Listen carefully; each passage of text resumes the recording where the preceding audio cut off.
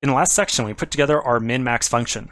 I want to very quickly show you a quick demo of this thing in action, just so you get a good idea of what it's really doing for us.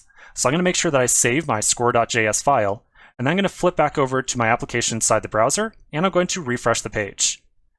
I've now got my console open over here, and if I want to, I can very easily make reference to that min-max function that we just put together. So there's the code for it right there. Let's very quickly put together a fake little data set and then just run min-max on it so that we can verify that the thing is working as we would expect. So I'm going to say const data is an array of arrays. So remember, this has to be a data set of the structure that we would normally expect.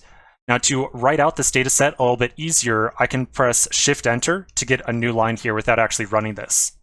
So then I'll put in some fake data here. We're just going to put in two columns. One column is going to be a feature, and then the other column is going to be a label.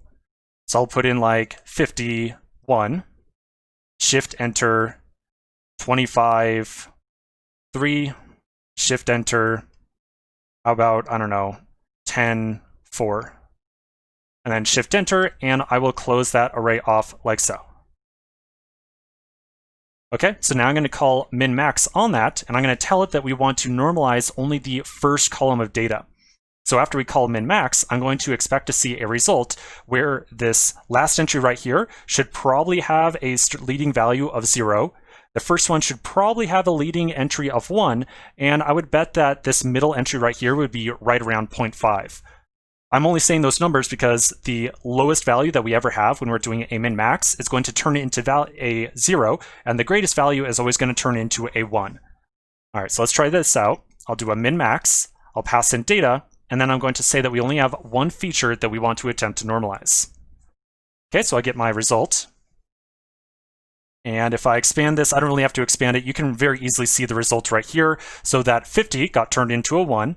25, I was a little bit off. It came out as 0.375, and then 10 came out as a 0. And then notice how all of our labels at the very end of each row did not get modified at all.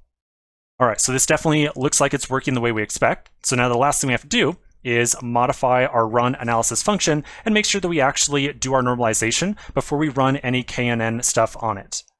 So I'm going to go up to the top of this file. Here's where we are running our analysis. And I'm going to wrap our outputs right here when we pass it off to split dataset. I'm going to wrap that thing with our min-max function so that right before we try to split this dataset into two, we're going to first run the normalization and then do the splitting operation. So I'm going to wrap that with a min-max. And I'm going to make sure as a second argument to the min-max function, I pass in the number of columns or the number of features that we want to normalize, which in our case is 3, like so. Okay, so I'm going to save that, and we'll flip back over to our browser, and we'll do a little bit of a test. Okay, so back over here, I'm going to refresh the page. Make sure that you do save the file in your code editor over here, of course. Now that I've done my refresh, we're going to again go through a typical analysis. So I'm going to first update my drop a bunch at various spots form right here to be 10 vols at every 10 pixels, and then I'll get a little bit of sample data to work with. So I'll drop once, we'll drop twice, and I'll do it just one more time.